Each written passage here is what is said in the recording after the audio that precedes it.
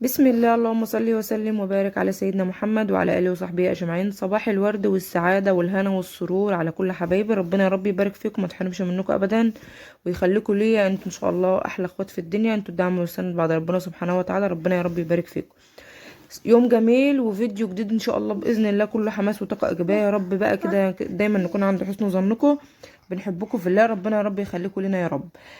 طبعا ما تنسيش بقى تحطوا اللايك للفيديو ان شاء الله، ولو اول مره تشوف القناه بتاعتي اعملوا اشتراك وتفعيل الجرس عشان يوصل لك كل جديد مننا اول باول. دعمكم المستمر باللايك بيشجعنا دايما وبيحفزنا ان احنا نصور يا حبايب قلبي. طبعا الكومنت الجميل بقى، لو انت شايف ان انا استحق منك كلمتين حلوين ان شاء الله استنى منك كومنت جميل عشان اتشجع بيكي دايما.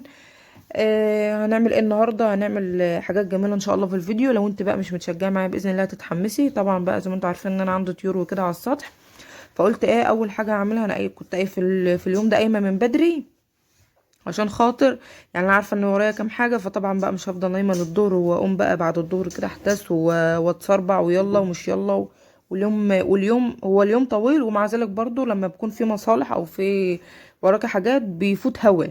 ف يعني يفضل لو انت وراك حاجه تقومي من بدري كده تعمليها. طبعا بقى اللي عنده طيور كده كده ما بعرفش يتاخر عليهم عشان يعني نعلفهم او نحط لهم اكل وكده، لان بيبقى حرام علينا، لان دي مش بني ادم هيتكلم ولا انا جعان، لا ده هي دي روح. وطبعا يعني ايه، نحافظ دايما كده ان احنا ما نبقاش معذبينها او كده.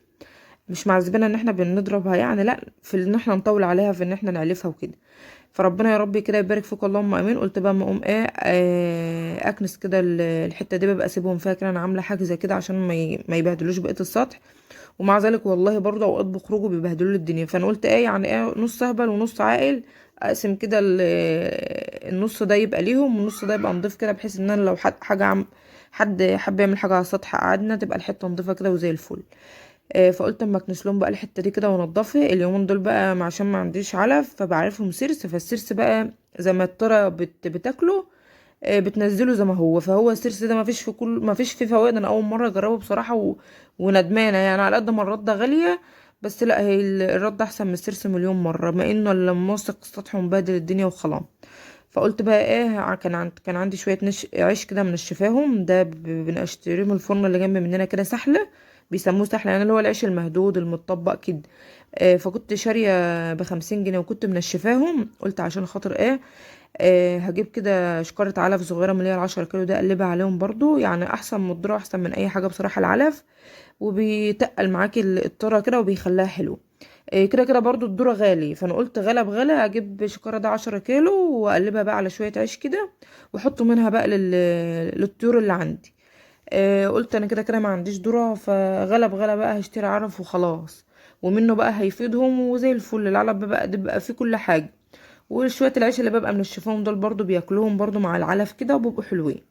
فجبت بقى استحلى زي ما قلت لكم ونشفتها كده، بنشفها افردها وبعد كده اكسرها بقى ودقدقها كده ناعم خالص، هتشوفوها معايا برضو دلوقتي. واقوم بقى مقلبه عليها شويه العلف وحلو قوي. لا بدون بقى افتكاسات ولا احط ذره ولا احط مش عارفه ايه. كده كده الذره غالي، فغالب غالي بقى هنجيب علف وخلاص. هنعمل ايه، ربنا يا رب يرخي المسلمين اللهم امين جميعا يا رب، ويعنا على حالنا اللهم امين. ما ننسوش بقى بالله عليكم بالله عليكم اللي وصل معايا في الفيديو هنا يدعوا لكل ولادنا في الثانوي ان شاء الله. ربنا يا رب ينجحهم اللهم امين ويوفقهم. النهارده اول يوم في الامتحانات بتاع الثانوي الازهري. ما اعرفش العام بصراحه امتحن ولا لسه. فانا اخويا بقى في الثانوي الازهري، يا رب اللهم امين يوفق كده كل عيالنا وكل اخواتنا وكل حبايبنا، وما يعديش في يوم النتيجه دي على كل بيت إلا لما يكون فرحان والزغاريط ملياه كده والفرحه والباقي. احنا بنستنى اليوم ده، فربنا يا رب يوفقهم اللهم امين ويدي لكل واحد كده كل اللي بيتمناه. طبعا انا عملت ايه دلوقتي هنا، بليت كده معايا كام رغيف من العيش كده، وزي ما قلت لكم انا بحط سيرس. فالواحد بجد والله زعلان قوي ان هو بيعلفهم سيرس. هو ما الواحد بيشتري بفلوس، فشراء بشراء زي ما قلت لكم نشتري الصالح. يعني الصالح احسن حاجه. فهي يعتبر الردة بالنسبة لعلف الطيور وكده هي أحسن حاجة والله. يعني أحسن من السرس 100 مرة. وبنجيب بقى زي ما قلتلك شوية العيش اللي أنا شفتهم دول والعلف ده بيبقى يوم ويوم كده احط حبه، يوم ويوم كده احط، ما بعلفهمش على طول بصراحه، يوم ويوم كده احط حبه، بحيث ان هم ما يضعفوش مني او يذهبوا. لو عندك مثلا فرخه بتبيض ربنا يكرمك منها، عندك بطتين عايزه تقلهم برضه ربنا يكرمك منهم وكده. طبعا بقى خلصت فوق دلوقتي ونضفت وروقت وظبطت وعلفتهم. وقمت بقى نازله، للاسف لقيت الكهرباء قطع. انا بصور لكم الكهرباء قطع، ده لولا الشباك دهوت يعني منور الاوضه، كانت الدنيا ضلمه خالص وما عرفتش اكمل تصوير. بس يعني الحمد لله النار ما بتاكلش حطبها كله. وقمت فاتحه الشباك وقلت هعتمد كده، وطبعا انا كنت هغسل، بس والله في اليوم ده اللي هو امبارح الكهرباء ما جتش الا بعد الظهر بمشوار. يلا الحمد لله، واليوم ضاع في الغسيل وكده، بس مش مشكله، لحقت نفسي برضو اول ما جت. كنت مظبطه بقى الهدوم وحاطه بقى الالوان لوحده والابيض لوحده وكده. واول ما جت على طول شغلت، وكنت بقى مخلصه كل مصالحي في البيت. خلصت ونشرت على طول، والدنيا كانت زي الفل وزي الهنا وما كستلتش. طبعا بقى هشيل الملايات بقى وهظبط، يبقى انفض بقى الشباك تنظيفه حلوه يعني نظافه بنظافه بقى، نظبط كده الدنيا زي ما قلت لكم. الواحد بيجيب بقى من العالي كده وهو نازل، بحيث ان يعني لسه ما غيرتش الملايات، لا انفض واعمل لو في تراب ولا حاجه يقع عليها، وبعد كده اشيلها انفضها وافرش الملايات معانا. طبعا ولادنا بقى ربنا يا رب يبارك فيهم، اللهم امين، مش سايبين حاجه في حالها، فربنا يا رب يعيننا عليهم. طبعا بقى الناموسيات ديت ممكن يكون في ناس هتستغربي، بس انا عايزه اقول لكم ان احنا ما بعرفش ننام من غيرها. انا اعرف ناس لو قاعده بالنهار حتى تقعد فيها. يعني احنا عندنا الناموس في الارياف هنا حاجه صعبه قوي قوي قوي اليومين دول، لان الناس بقى حصدت بقى البطاطس والغله وكده، فبيبقى معشش بقى في الحاجات ديت. لما شالوها هاج علينا بقى، بصوا مبهدل لنا الدنيا.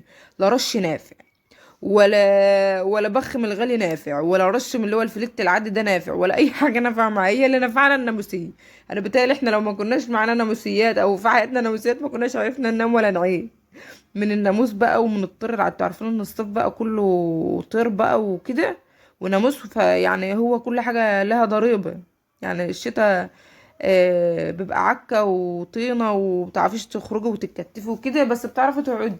انما الصيف تعرفي تروحي وتيجي وتخرجي والواحد بتنطط براحته، بس ضربته بقى الحشرات والحر. فربنا يا رب يعني، اللهم امين على حالنا جميعا. دي كلها فصول السنة ديت مفروضة علينا، صيف شتاء ربيع خريف. فانا ما بفضلش بصراحة اللي يقول انا بحب الصيف، لا بحب الشتاء. هي كل دي فصول مفروضة علينا، فيعني ايه، نتعايش كده ونتأقلم مع حياتنا. والناس اللي ما بتحبش الحر وما بتحبش التلزيق، فربنا يا رب يعينكم، اللهم امين على حالكم. فرشت بقى كده الملاية معانا، والواحد ما انا ما بفضلش الملايات السادة دي بصراحة. يعني لو يرجع بيها الزمن تاني وانا بجهز، كنت يعني قلت ايه الام الله يبارك لها وده الصحة اللهم امين ويشفاها ويعافيها، قلت لها بلاش تجيب لي ملايات سادة، لان الملايات السادة دي مسافة ما الواحد بيحطها ما بتعرفيش اللحوسه بتجيلها منين والتطبيع بيجيلها منين، والعيال لو طلعت بس كده هو يعني بتتبهدل اخر بهدل.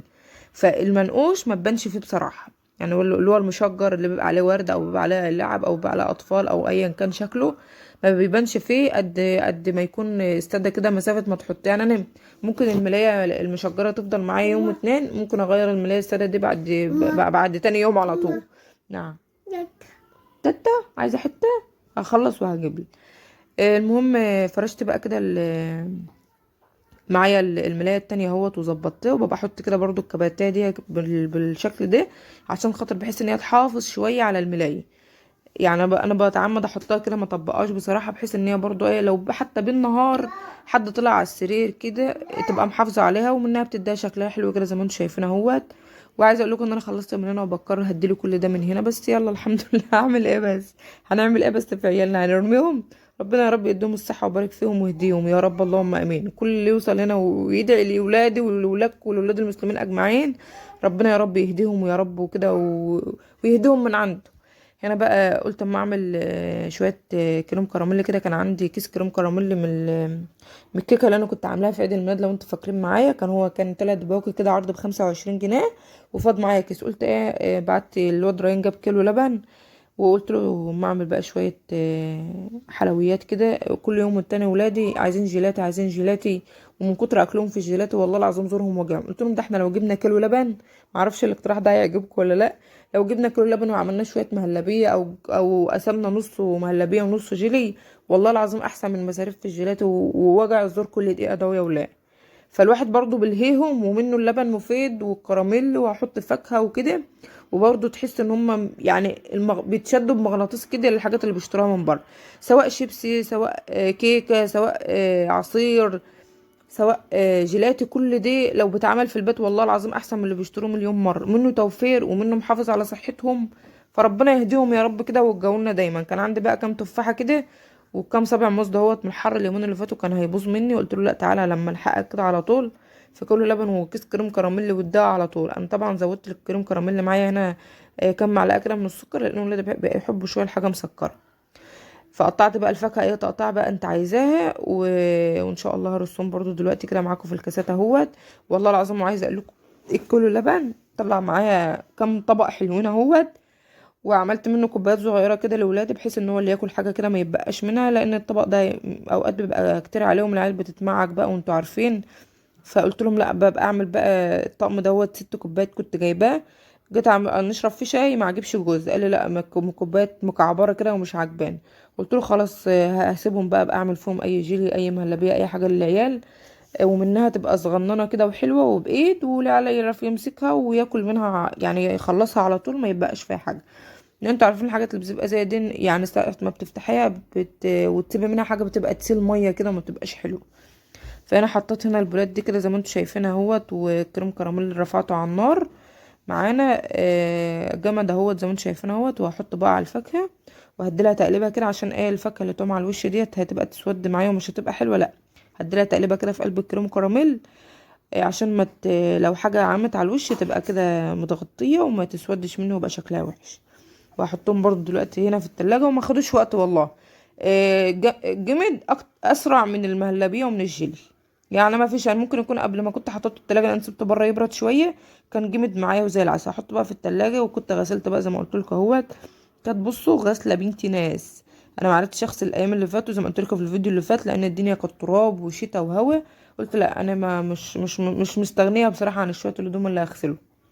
لا قلت انا كده كده هصبر يومين هي هتبقى غسله محترمه بس مش مشكله ايه يعني. طبعا انا بحب الغسيل وبحب النشير قد عيني. طبعا ام الوقت ام الوقت سامعاني انت اكيد سامعاني. يعني ما بتحبش اي غسيل ما بتحبش اي نشير. تلاقيها متعقده في اليوم اللي هتغسل فيه. رخر تقوم مثلا رن على امير اخت ربنا يا رب يبارك فيه، تعالى امانه انشر لي. انا مثلا لو صدفت وانا ناكل انشر ليه، ابقى عارفه ان هي بتغسل واروح انشر ليه. ما بتحبش حاجه اسمها نشور خالص. ياما ده انت بتغسلي كده كده لو طلعت الضرب دورك دوت على طول يعني. دوت دوران 2 اهوت. وعشان ملياك كمان يعني خد مكان. لو هتطلعي الدور بدوره يعني مثلا تخلصي اللي وراكي كله وتطلعي الدور بدوره تنشريه اول باول على ما تكون اخر دور في الغساله. حاضر يا سلمى. على ما يكون اخر دور في الغساله يكون انت خلصتي نشير يكون خلصت غسيل. انا عن نفسي كده ببقى مفضيه نفسي مثلا للغسيل. انا كنت قلت لكم ان انا خلصت بقى اللي ورايا وصدفه كمان الكهرباء كانت قطعت فخلصت يا دوبك بقى غسلت كده والدور بدوره كده كنت اطلع انشره على طول. على ما كنت خلصت غسيل كنت خلصت نشير. هي كانت غاسله بنتي ناس محترمه. فانا بقول لكم انا بحب النشير قوي. يعني لو قعدت اغسل ليل ونهار كده وانشر ما بزهقش بصراحه.